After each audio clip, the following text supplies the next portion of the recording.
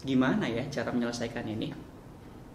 Dalam kurung 15 kali 48 tambah 15 kali 12 dengan cara yang mudah. Perhatikan video berikut ini.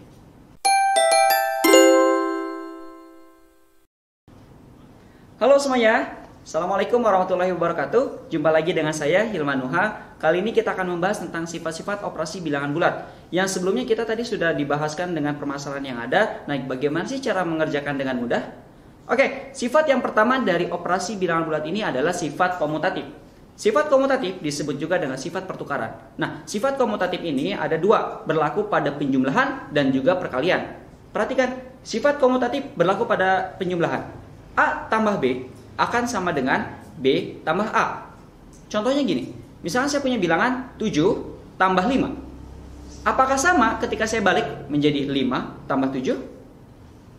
7 tambah 5 adalah 12. 5 tambah 7 adalah 12. Hasilnya sama. Kalau hasilnya sama berarti sifat penjumlahan ini berlaku sifat komutatif. Bisa ditukar-tukar. Nah, selain pada penjumlahan berlaku juga pada sifat perkalian. Pada operasi perkalian. Nah, operasi perkalian ini contohnya kayak A kali B sama dengan B kali A. Contohnya 6 kali 7. Apakah sama dengan 7 kali 6?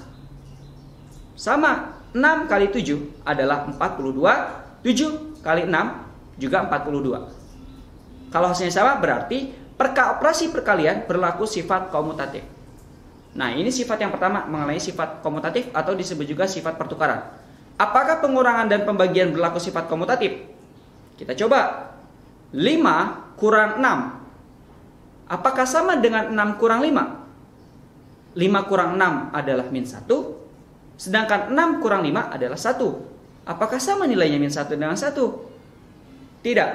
Berarti pengurangan tidak berlaku sifat komutatif. Begitupun dengan pembagian. Ya. Oke, yang kedua, saya akan membahas mengenai sifat asosiatif. Sifat asosiatif ini termasuk kepada sifat pengelompokan. Hanya berlaku pada dua operasi saja, operasi penjumlahan dan operasi perkalian. Contohnya misalkan gini, saya punya dalam kurung 7 tambah 5 ditambah 2. Lalu satu lagi, 7 ditambah dalam kurung 5 tambah 2. Apakah hasilnya sama? 7 tambah 5 adalah 12, 12 tambah 2 adalah 14. Kalau operasi yang satu lagi nih, yang sebelah kiri, ya. 7 tambah 5 tambah 2, 7. 7 tambah 7, 14. Hasilnya sama. Kalau hasilnya sama, berarti berlaku sifat asosiatif. Dan itu hanya berlaku pada penjumlahan dan perkalian. Kalau perkalian contohnya gimana? Contohnya kayak gini misalkan. 3 kali 2 kali 6. Di dalam kurungnya 3 kali 2-nya. Lalu yang satu lagi 3 kali 2 kali 6. 2 kali 6 itu 12. Kali 3, 36. Kalau yang tadi, 3 kali 2, 6. 6 kali 6, 36. Apakah hasilnya sama? Sama. Kalau sama berarti berlaku sifat asosiatif. Maka yang berlaku sifat asosiatif itu hanya penjumlahan dan perkalian. Pengurangan pembagian? Tidak. Tidak berlaku. Bisa difahami? Kita lanjut. Yang ketiga ada sifat identitas. Sifat identitas ini adalah ketika suatu bilangan ditambahkan dengan 0, contoh A plus 0, itu hasilnya adalah bilangan itu sendiri. Begitupun ketika 0 ditambah suatu bilangan, maka hasilnya bilangan itu sendiri. Jadi ciri dari bilangan identitas itu adalah ketika suatu bilangan ditambah dengan 0 atau 0 ditambah dengan bilangan tersebut, maka hasilnya adalah bilangan itu sendiri. Contohnya 7 tambah 0, apakah sama dengan 0 tambah 7? Apakah hasilnya beda? Sama, sama-sama hasilnya adalah 7. Bilangan itu sendiri. Nah, itu bilangan identitas. Kalau dalam perkalian, bilangan identitas itu bukan 0, tapi angka 1. Jika 1 dikalikan dengan bilangan tersebut, maka hasilnya adalah bilangan tersebut. Contoh, 8 kali 1. Hasilnya 8, bilangan itu sendiri. Dan begitu pun ketika 1 kali 8, hasilnya 8 juga, bilangan itu sendiri. Oke?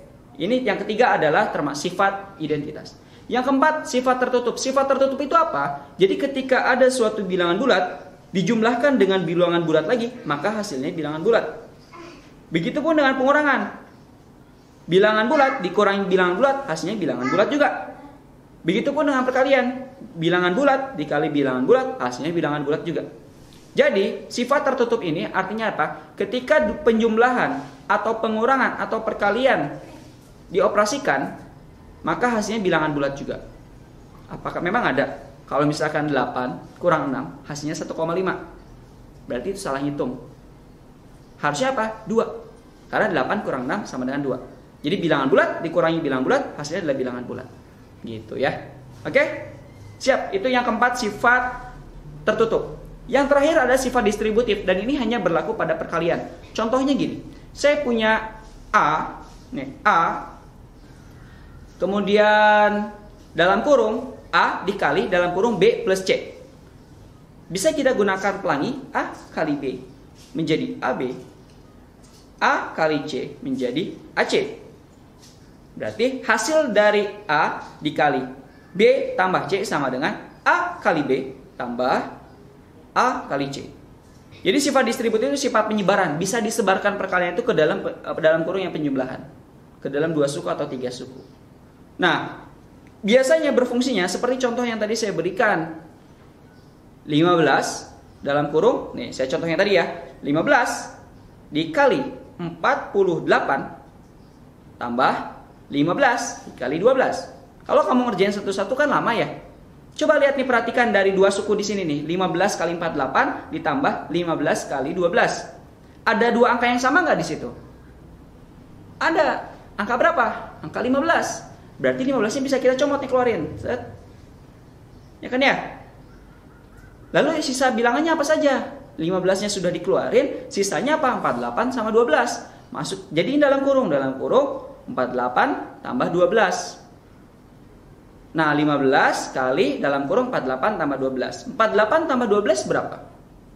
60. 60 dikali 15 sama dengan 900. Nah, inilah fungsi dari menggunakan sifat distributif. Kita bisa memudahkan dalam proses perhitungan. Oke, jadi ada 5 sifat yang harus kamu ketahui. Nanti ada beberapa lagi yang harus kamu ketahui mengenai kekhususan dari operasi-operasinya. Tapi cukup di sini dulu. Saya ulang lagi ya sifat-sifatnya. Yang pertama ada sifat komutatif, sifat pertukaran. Yang kedua ada sifat asosiatif, sifat pengelompokan. Yang ketiga ada sifat identitas, ada sifat tertutup yang keempat, dan yang terakhir ada sifat distributif. Hanya berlaku untuk perkalian distributif.